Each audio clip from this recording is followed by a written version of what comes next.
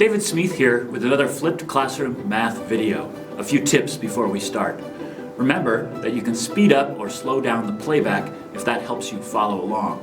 You can also pause the video at any point to catch up with your notes or to try the problems before I explain. Lastly, you could turn on the captions and follow along with my words on the bottom of your screen. Today we're going to talk about sampling techniques. Now, we've been working with data in our current chapter, our current unit, and we've been processing that data to say some things about it.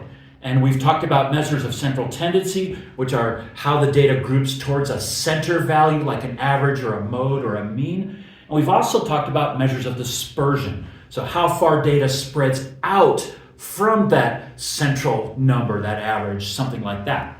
So where did all this data come from?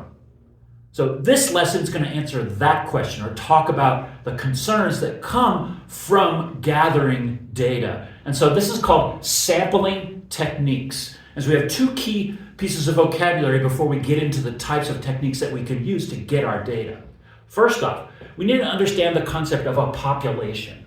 So a population is a group from which we want to collect data and ask some questions and say some things about. So population can very typically be a group of people, but it could be a group of dice rolls or card flips or any number of things, heights and weights, all that kind of stuff that you've seen so far in this chapter.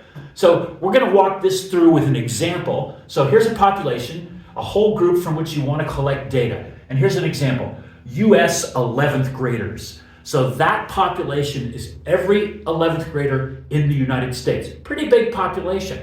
So if we want to collect some data and say some things about the US 11th graders, we're going to have to do something before we start. And that's, we're going to have to limit our sample. And that's this idea here. A sample is a smaller group chosen from the population. Okay? So we're not going to be able to ask our question or gather our data from every 11th grader in the US. That's just, we could try to do that, but that would be a huge study, cost millions of dollars, et cetera, et cetera. So it's certainly not within the scope of our class.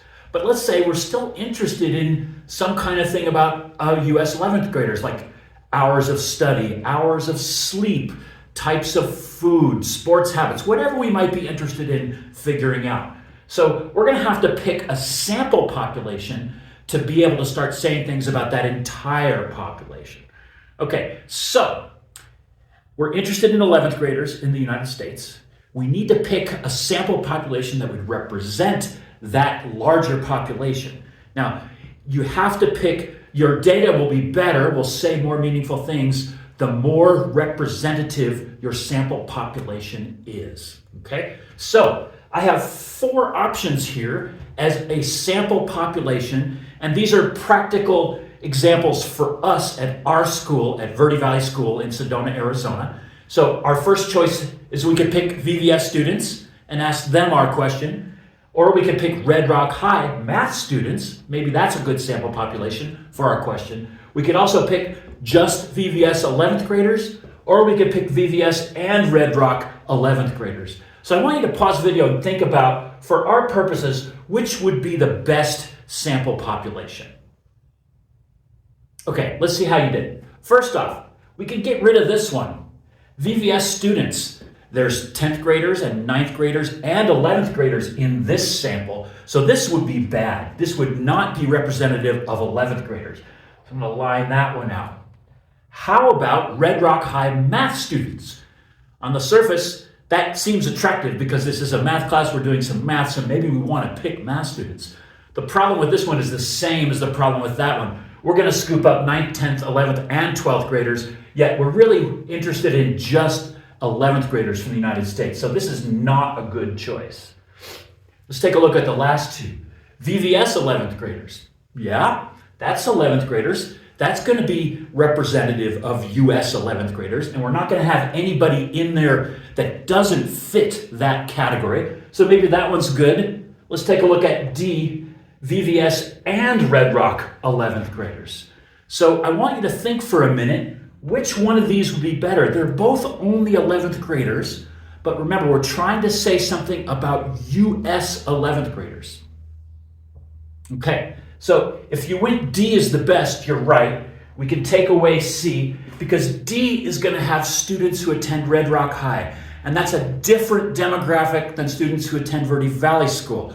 We're a boarding school primarily, and we have kids from all over the world, whereas Red Rock High is a local day public school. So it's going to be a different slice of the overall population of United States 11th graders. Now I want you to pause the video and see if you can come up with some problems with this sample, because there are some. Okay. Sedona is a very rural area. Our population is very small, and it's certainly not representative of the entire United States. Most 11th graders are going to school in big urban settings, in schools that have 1,000, 2,000, maybe 3,000 students. So this sample, while it's the best one we have locally that we can use, is not going to be super representative of the entire population of US 11th graders. But we do what we can. All right, let's talk about sampling techniques. Okay, so these are the ways that we can gather data. First one, simple random sampling. This is going to give you a completely random sample so that the data that you get is most likely to be representative of the larger population. For example, if you could put the names of every 11th grader in America in a hat, and you drew your sample out of that hat at random, that would be a truly random sample. It would not have any bias towards any one area, gender, whatever it might be. Whereas like in our last example, if we were sampling Red Rock and VVS students, it would be biased towards rural communities, perhaps towards international schools, things like that. That's bias. So if we could put all those names in a hat, draw them at random, we would have truly a random sample which would not have any bias. But that's not always very practical. Okay, so systematic sampling might be a better approach, and it still is hopefully going to be just as random. Perhaps if you had a list of all the 11th graders in the US and you didn't want to enter them all into your calculation, you could go down that list and take every fifth value from the list. Or maybe in the case of the US, you'd take every 10,000th value, and you'd use that as your data for your study. Okay, so that's systematic sampling, still pretty random. Convenience sampling. This relates to what's easy for the person who collects the data. So you could walk into a school and ask your question of every 11th grader in that school, or even just the 11th graders that passed the hallway where you were standing with your clipboard taking data. That's convenience sampling. Now, it might be reasonably random, but you don't know. Let's say the hallway you're standing into had all the math classes coming out. So every 11th grader you talked to was coming out of math class. So the answer to your question might be influenced by the fact that they just have math. So a little bit of a bias might creep into your results when you crunch your data. Okay, so, but sometimes convenience sampling is maybe the only option that you have.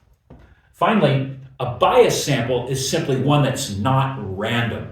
And so basically we went from unbiased to maybe little biased to probably biased, and then a real biased sample would be if you perhaps just sampled the 11th graders at Verde Valley School, it would be biased towards just the attitudes that 11th graders here at our school have. All right, I'll confess right up front, this is a little bit evil looking. Here's a big pile of data, okay? Now we're gonna crunch the heck out of it. So get your calculator out and be ready to do that.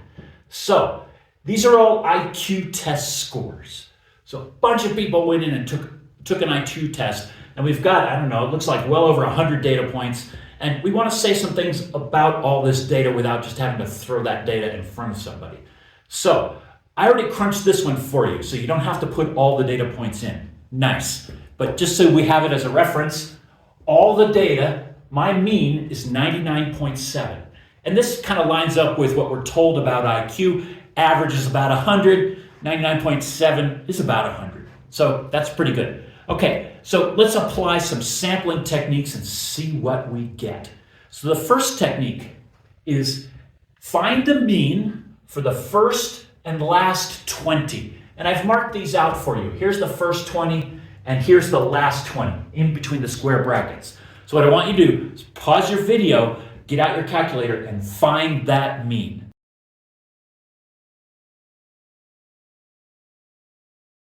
All right, let's see how you did. I just pumped it in there, and what I get is 104. Okay, so let's take a look at how that comports, how that looks.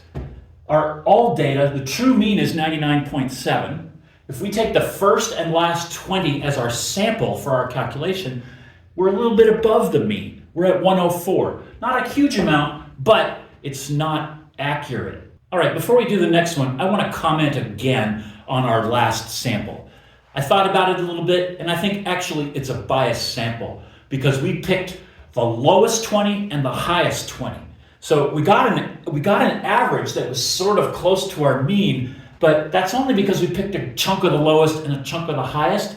But that's not a really good sampling technique. It kind of magnifies the outliers. So if we had a couple more outliers in the higher 20, then that would have skewed this even further. So that technique is actually a pretty biased technique. So let's try another one.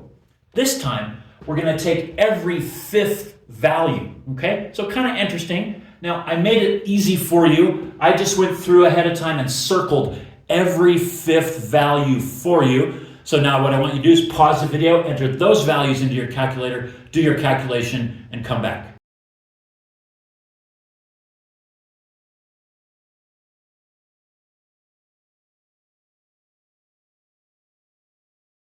All right, let's see how you did. I got 98.4 when I keyed in all of those every fifth values. Now, that's trending quite a bit closer to our true average. One thing to say about both these techniques is they're pretty easy, right? I mean, we just selected our set and we just keyed them in. So that's a nice trick. You do want it to be as easy as possible. One last time. This time, I'm going to do 30 random data points.